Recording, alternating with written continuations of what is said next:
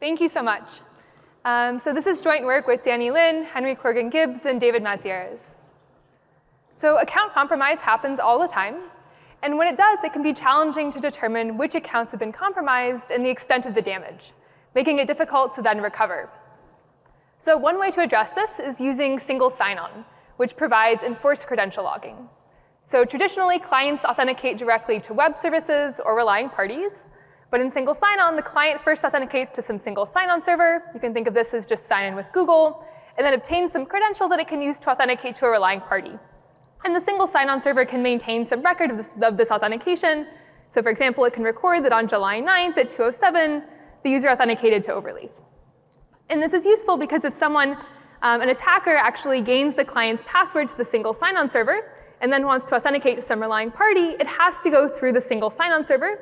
And the single sign-on server can record this authentication. So it can record that the attacker authenticated to GitHub and when this authentication occurred. And this helps a user then later recover from compromise. So single sign-on provides an enforced credential log, allowing the user to see all authentications and more easily recover from compromise. However, single sign-on also creates a single point of security failure in the system.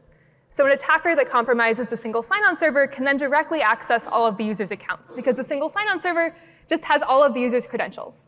And this is even worse when we consider the fact that the single sign-on server supports many different users.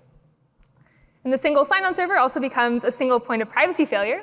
So an attacker can read the contents of the credential log to see where and when a user is authenticating. And even a legitimate server can see where a client has accounts at and see when authentications are taking place and to which relying parties. And beyond security and privacy, single sign-on isn't even supported by all relying parties. And so it's really not a comprehensive solution to the problem of authentication. So to address these problems, we introduced Lark, or Login Archive, which provides strong security with enforced credential logging. So in single sign-on, the single sign-on server directly holds all of the client's credentials. And in Lark, we have a log server which stores only part of the client's authentication key. So we can think of this credential as some authentication secret, and we're going to split this authentication secret between the log server and the client. And this is going to allow us to provide enforced credential logging without a single point of security failure. And with some additional techniques, we can also provide strong security and privacy while working with unmodified relying parties that support popular authentication protocols. So in particular, Lark provides enforced encrypted credential logging. So instead of the client directly authenticating to some relying party, the client and the log server are going to use the shares of their authentication secret to run some protocol, at the end of which the log server obtains some encrypted log record, and the client obtains some token that it can use to authenticate to the relying party. So in this way, client authentications result in valid encrypted log records. And because the log records are encrypted, the log server isn't a single point of privacy failure in the system. So the log server has no idea which relying parties the client has accounts at. It has no idea even whether the client is authenticating to the same relying party twice or to two different relying parties. Lark also protects against a malicious client. So a client that misbehaves and wants to directly authenticate to some relying party can't do so without interacting with the log server, because it only has part of this authentication secret. The log server has the other share, and so the client must interact with the log server and run some protocol to obtain some valid encrypted log record. And Lark finally protects against a malicious log server. So the log server only has one part of this authentication secret, and so the log server isn't a single point of security failure in the system because it doesn't have all of the client's secrets. And Lark provides these strong security and privacy properties while maintaining backwards compatibility with popular web protocols like FIDO2, TOTP, and password-based login. So Lark works directly with unmodified relying parties that already support popular authentication protocols. So Lark for FIDO2, TOTP, and password-based login follows the same high-level design pattern. And we'll show how to instantiate this high-level design pattern for then different authentication protocols. So we're going to split the authentication secret between the client and the log server. And then the client and the log server are going to input their authentication secrets into some protocol, at the end of which the client obtains some key that it can use to access a relying party, and the log server obtains an encrypted log record. So in particular, the two are going to run a two-party computation protocol, which is a cryptographic tool for running computations privately, where neither party learns the other's inputs or any intermediate values in the computation. They only learn their individual outputs. So here, the client learns some key to access GitHub, and the log server learns its encrypted log record. So at a high level, the relying party is going to send some challenge information This is just specific to whatever authentication protocol it's running. And the client is going to pass this in as input to the two-party computation, as well as its share of the authentication secret. And the log server will also input its share of the authentication secret. They'll run some two-party computation, and the client is going to obtain some key that it can then use to authenticate to GitHub. And the log server is going to obtain an encrypted log record that it can store along with a timestamp. And that's going to allow the user to later recover the contents of this credential log. And Lark has this two-party computation protocol that's going to actually protect against misbehaving clients. So let's say we have an attacker that compromises the client, and it wants to construct its input in such a way that it gains a key to authenticate to GitHub, but the log server obtains a record that there was an authentication to Netflix. The two-party computation protocol is going to make sure that this can't happen, so the client can obtain a key to authenticate to GitHub, while the log server obtains a record that corresponds to a different relying party, for example, Netflix. And this way, we're going to protect against a misbehaving client and make sure that the log server obtains a valid set of records. And we're going to provide these strong security and privacy properties while ensuring that the relying party is completely unaware that the client is running this new Lark protocol. So everything is transparent to the relying party. It's just going to send some challenge.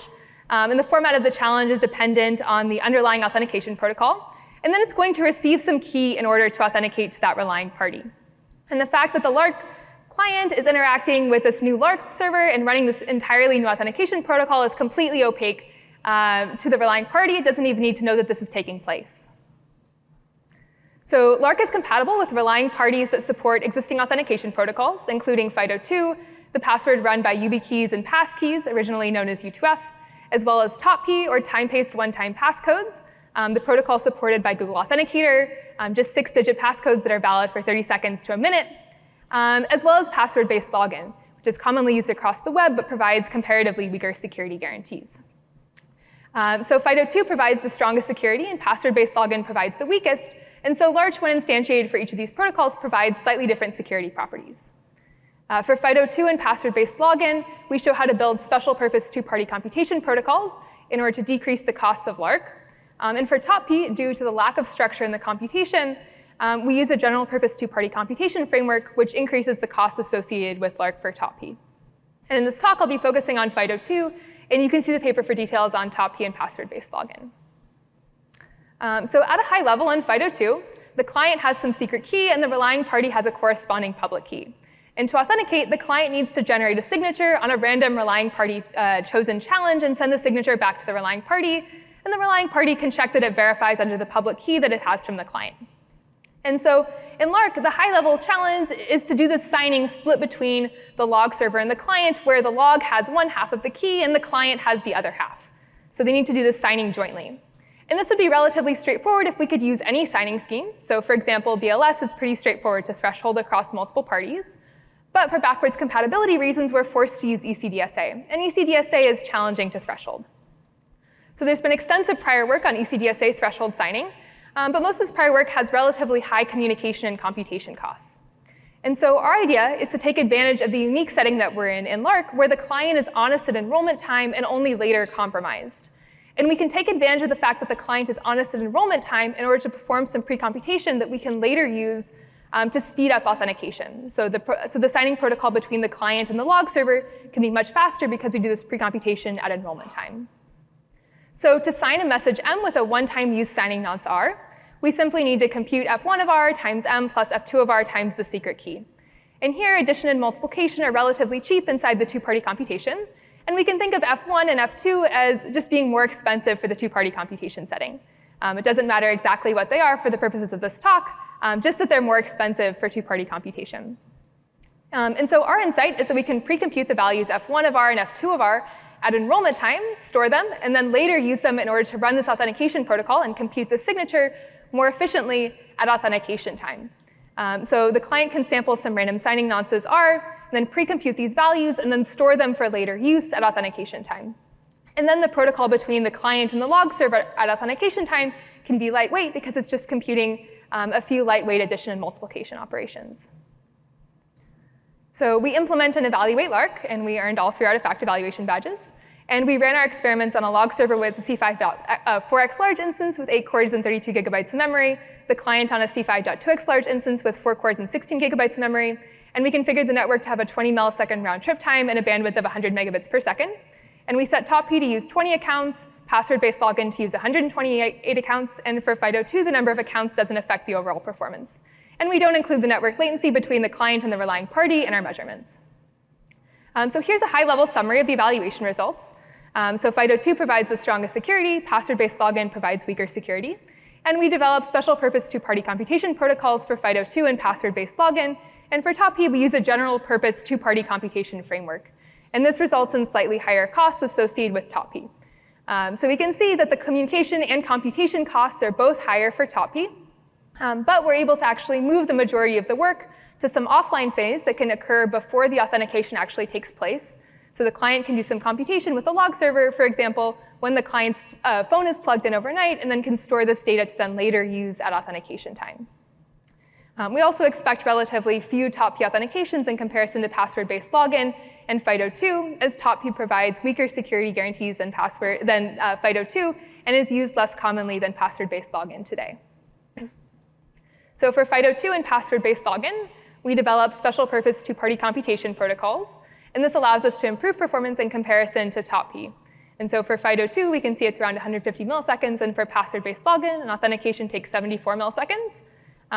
For online communication, password-based login takes around 3 kilobytes of data, and FIDO2 is about 1.73 megabytes. And then we measure throughput in terms of authentications per log core second, and we achieve around 47 for password-based login and around 6 for FIDO2.